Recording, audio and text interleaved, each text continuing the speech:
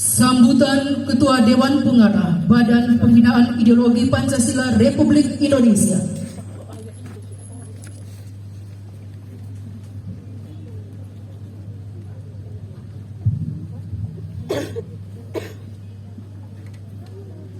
Amanat Presiden kelima Republik Indonesia, Ketua Dewan Pengarah Badan Pembinaan Ideologi Pancasila, Profesor Dr. Megawati Soekarno Putri, dibacakan oleh Hasto Kristianto. Assalamualaikum warahmatullahi wabarakatuh.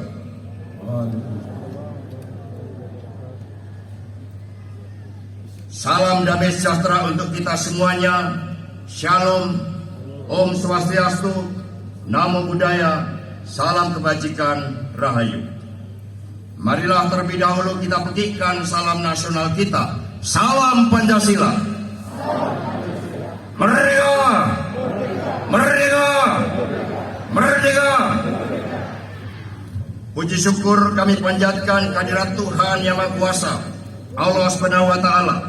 Untuk kesekian kalinya saya bisa ke ND Flores, Nusa Tenggara Timur ini. ND sangatlah penting dalam sejarah perjuangan kemerdekaan bangsa. Di tempat ini, Bung Karno oleh pemerintah kolonial Belanda sengaja dibuang, dikucilkan, dan mencoba diredam semangat juangnya.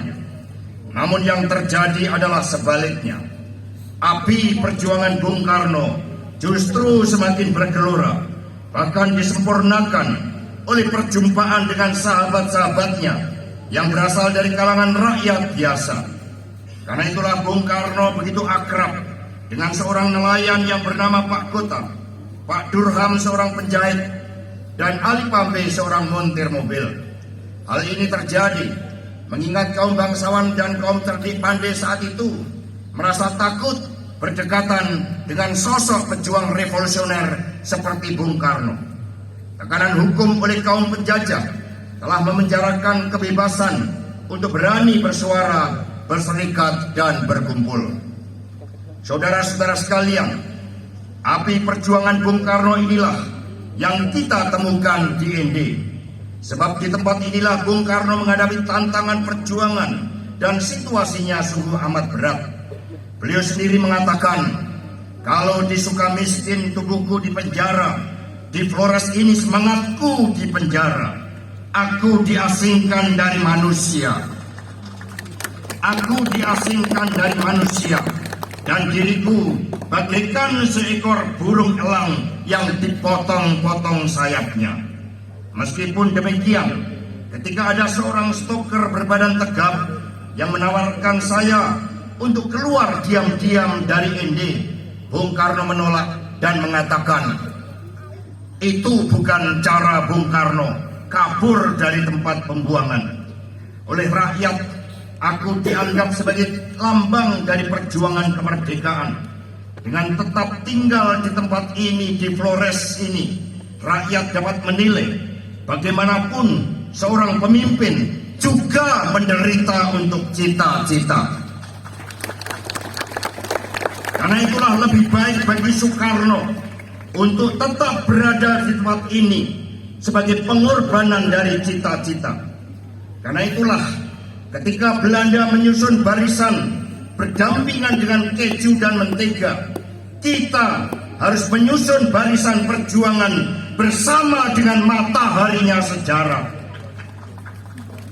Karena itulah kita percaya bahwa suatu hari betapapun jua, kita pasti akan menang, kita akan merdeka.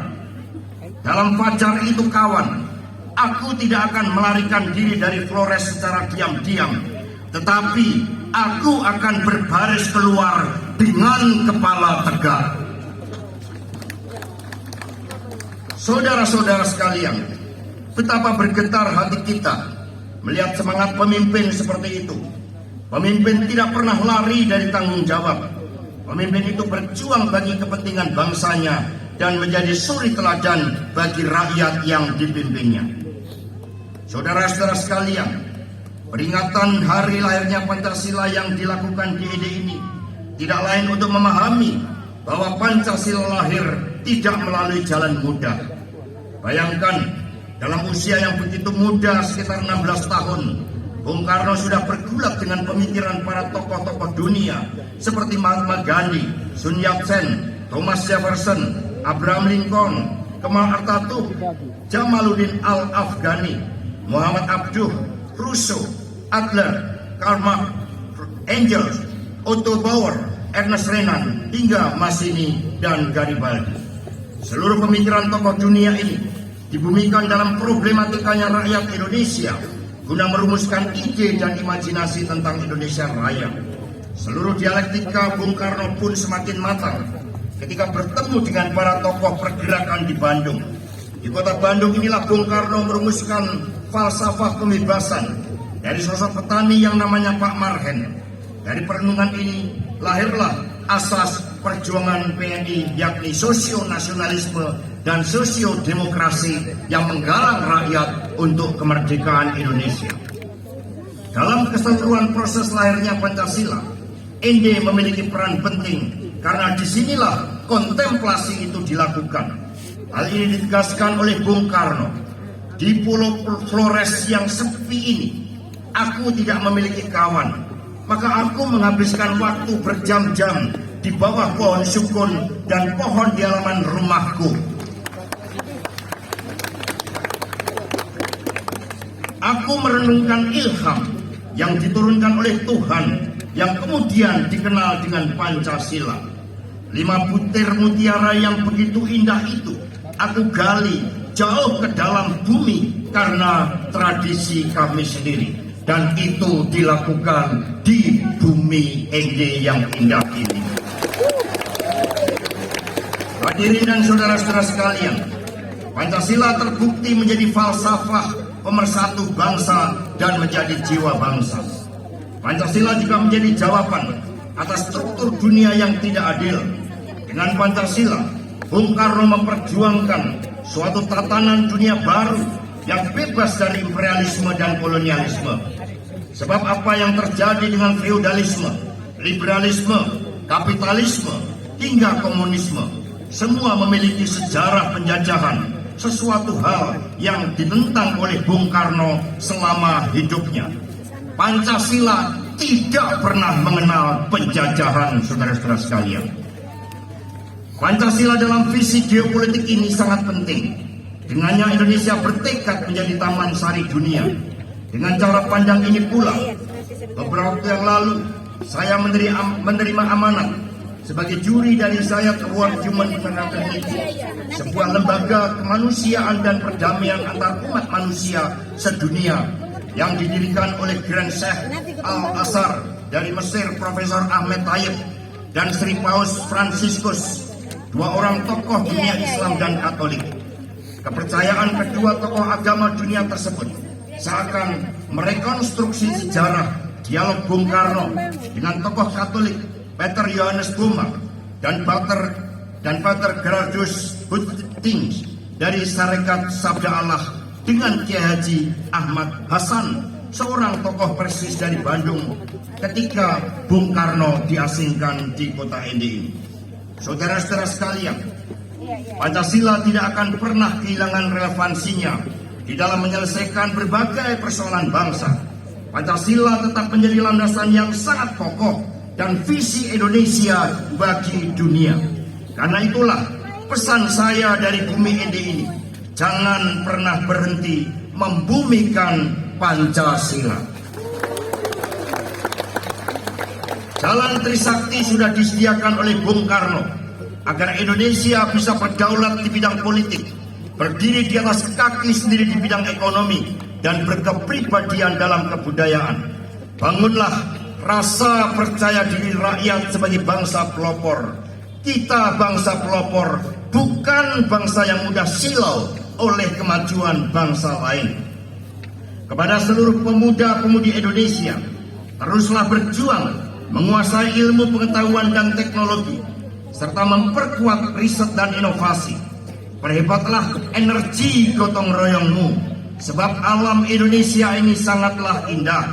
Darat dan lautnya, menyimpan kekayaan alam yang luar biasa, sedangkan ruang udaranya menjadi nafas bagi kehidupan umat manusia karena hutan-hutannya yang harus kita jaga kelestariannya. Gunakan seluruh alam Indonesia yang begitu kaya untuk kemajuan bangsamu.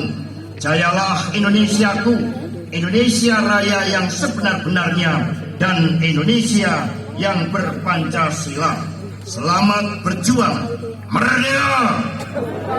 Wassalamualaikum warahmatullahi wabarakatuh. Om Santi Santi Santi Om Rahayu.